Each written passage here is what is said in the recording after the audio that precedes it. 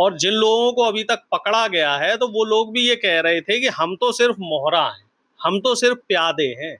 असली जो राजा हैं, वजीर हैं, जो घोड़े हैं, जो हाथी हैं, वो ऊपर बैठे हुए लोग हैं। ऊपर और कहाँ? सीधे तौर पर आप भारतीय जनता पार्टी पर निशाना साध रहे हैं। बीजेपी में जो लोग बैठे हुए हैं, शिक्षा मंत्रालय में जो लोग बैठे हैं, जो गृह मंत्रालय में लोग बैठे हुए हैं, वो लोग कथित तौर पे इसमें मतलब आपका शामिल कहना हैं। है कि भाजपा पेपर लीक करा रही है? बिल्कुल करा रही है, इसमें कोई गुरेज नहीं है।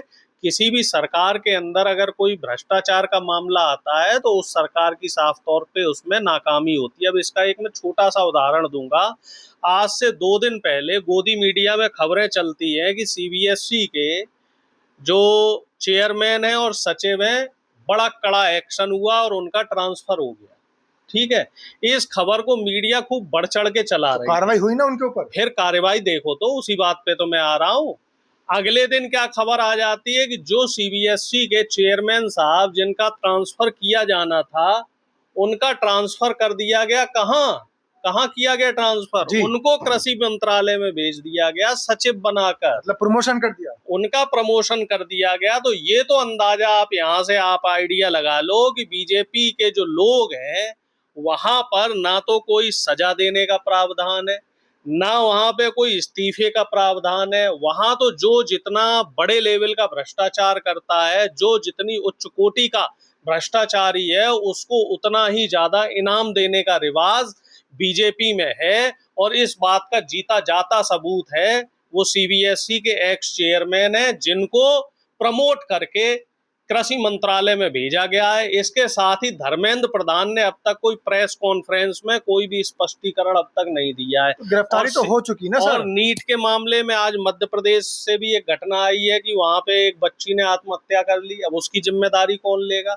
हम तो यहाँ सरकार से ये मांग कर रहे हैं कि चाहे नीट पेपर लीक का मामला हो, चाहे सीबीएसई का मामला हो, चाहे एसएससी का मामला हो, चाहे लेखपाल का जो पर्चा लीक हुआ है उसका मामला हो, जहां जहां भी इस तरह की घटनाएं आ रही हैं, उन सभी जगह पर जो अपराधी हैं उन अपराधियों को कड़ी सजा मिलनी चाहिए। और जो अभ्यर्थी हैं, अभ्यर्थियों को आर्थिक रूप से भी सहायता मिलनी चाहिए, क्योंकि 2-2 साल 3-3 साल की तैयारी करते ये लोग।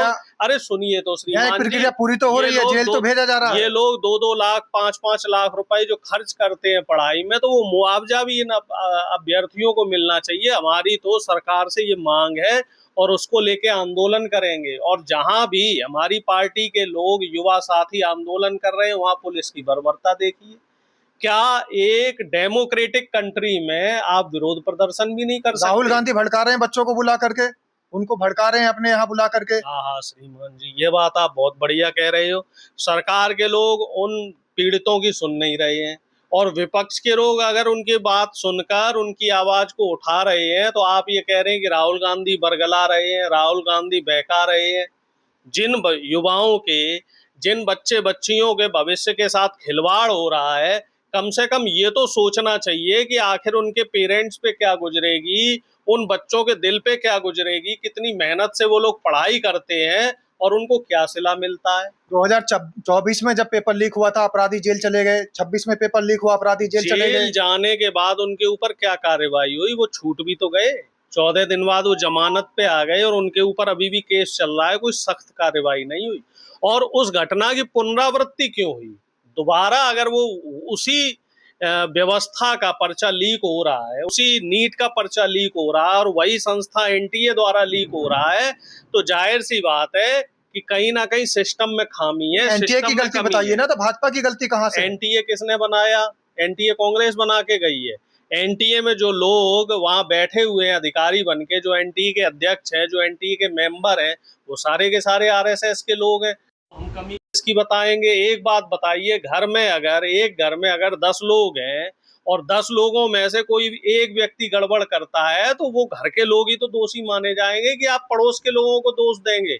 सरकार जो चलाने वाले लोग हैं वो बीजेपी के लोग हैं, और उनके मुखिया नरेंद्र मोदी हैं, तो हम तो कमी नरेंद्र मोदी की और उनका जो मंत्रिमंडल है, उनके जो सलाहकार लोग हैं, हम तो उनकी कमी बताएंगे। सरकार कि आंखें बंद कर लेने से काम थोड़ा ही चलेगा। सरकार ने तो पैसों के लिए मना कर दिया, दोबारा जब फॉर्म भरेंगे नीट के बच्चे पैसे नहीं लेगी सरकार। सरकार का तो बहुत बड़ा नुकसान है। पैसे तो नहीं लेगी, लेकिन जो उन बच्चों के साथ उनका जो आर्थिक नुकसान हुआ है उसका मुआवजा कौन देगा, उसकी जिम्मेदारी कौन लेगा, उसकी जवाबदेही कौन लेगा? उसकी जवाबदेही भी तो सरकार की होनी चाहिए। कि सरकार सिर्फ इतना कह के एहसान कर रही है क्या?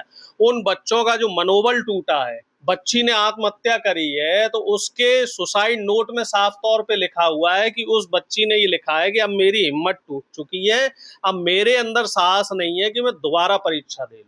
क्योंकि बच्चों का साहस टूट जाता है जब वो देखते हैं कि अरे सिस्टम ही कोलैप्स हो गया है, सिस्टम में इतनी खामियां। व्यापम में क्या हुआ था? व्यापम इसी तरीके का था।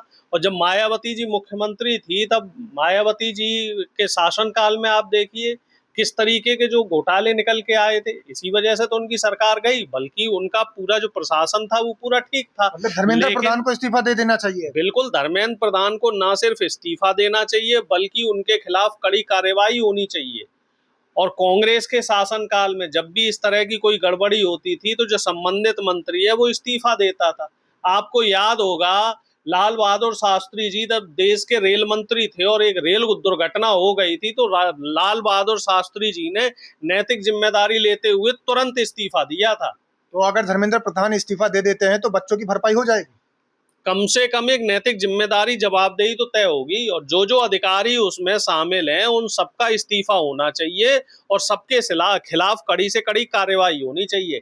लीपापोती करके जो उनको बचाने का काम हो रहा है, उनके विभाग बदलने का काम हो रहा है, उनको प्रोन्नत करने का काम हो रहा है, ये साफ तौर पे सिस्टम का जो खामियां हैं और जो सिस्टम की कमजोरियां हैं उनको उजागर कर रहा है। भगवान की आस्था की आड़ लेकर के वो अधिकार छीनने का काम करते हैं, आरक्षण छीनने का काम करते हैं, नौकरी छीनने का काम करते हैं, शिक्षा छीनने का काम करते हैं, स्वास्थ्य सुविधाएं छीनने का काम करते हैं, बिजली छीनने का काम करते हैं, जो बेहतर व्यवस्था देनी है उसको छीनने का काम करते हैं। क्या आप अब बताइए, ए.के. शर्मा से जब बिजली मांगी गई थी तो भगवान श्री राम का नारा नहीं लगा दिया था उन्होंने? तो आदमी को प्रभु राम का नारा लगाना है कि बिजली चाहिए सरकार से? उसका नारा तो भगवान श्री राम का नारा है, और अन्य भगवानों का काम तो सब कर लेंगे। क्या मंगल में भंडारा करने वाले सिर्फ भारतीय जनता पार्टी के लोग होते हैं, या भंडारा खाने वाले केवल भारतीय जनता पार्टी के लोग होते हैं? इबादत करने वाले क्या केवल भारतीय जनता पार्टी के लोग होते हैं, क्या और लोग होते हैं? तो जिसको जहां जो इबादत करनी है, जिसको जहां पूजा करनी है, सबकी अपनी पद्धति, अपना तरीका है। कोई अल्लाह को मानता है, कोई नहीं मानता है। तो जो मुस्लिम अल्लाह को नहीं मानते, तो क्या हम उनको कुछ और कहने लगे? ये आस्था का विषय है, निजी विषय है, वो समझना उनको है। इसी तरीके से हिंदू आस्तिक भी है, नास्तिक भी है। 2027 का चुनाव पीडीए के आधार पर लड़ा जाएगा या केदारसवर का जो मंदिर बनाया उसके आधार पर लड़ा जाएगा? फिर आप मंदिर से बाहर नहीं आ पा रहे। नहीं, आप मंदिर से बाहर नहीं, आप मंदिर से बाहर नहीं। बीजेपी का तो खुला है ना, देखिए उनका तो खुला है कहना, देखिए हमें मुसलमान का वोट नहीं चाहिए, हम राम मंदिर बनवाया, हमें अयोध्या के नाम पे वोट दीजिए।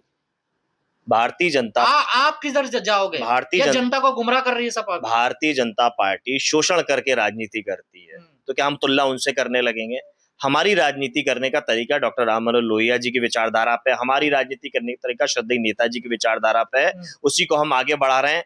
श्रद्धेय नेताजी और डॉक्टर लोहिया की विचारधारा में मंदिर है। लोहिया की विचारधारा में मंदिर है। डॉक्टर राम मनोहर लोहिया जी ने सबको सम्मान देने की बात करी, शिव जी के बारे में भी कहा, द्रौपदी के बारे में भी कहा कि आज की महिला को द्रौपदी होना चाहिए, जो अपने हक अधिकार की बात कर सकती हूँ। रामायण मेला में उन्होंने ये बात करी, देश भर में जितनी विविधताएं अलग अलग तरीके में, हम दक्षिण में जाएं तो अलग तरीके की रामायण है, हिंदी भाषी क्षेत्र में अलग तरीके की रामायण, सारी रामायणों को एक करके रामायण मेला लगा के सब लोगों के सामने प्रस्तुत होना चाहिए। जो हमारी विचारधारा देश भर में अलग अलग चल रही है, वो सब एक साथ होनी चाहिए। लेकिन ये क्या चाहते हैं? नहीं, एक विचारधारा एक तरीके चलो, केवल नफरत की हो। भारतीय जनता पार्टी केवल नफरत की राजनीति करना चाहती। हम लोगों के जीवन में खुशहाली आए, विकास हो, जीवन बेहतर हो, आने वाली पीढ़ी सुरक्षित हो। ये पेपर लीक, सरकारी स्कूल का बंद होना, निजीकरण होना, और निजीकरण में महंगाई इतनी होना कि आज हर घर पीड़ित है। आज हर घर पीड़ित, आप घर घर जाके पूछिए, इस महंगाई से हर घर पीड़ित है। उससे निजात पाने के लिए समाजवादी सरकार काम करेगी।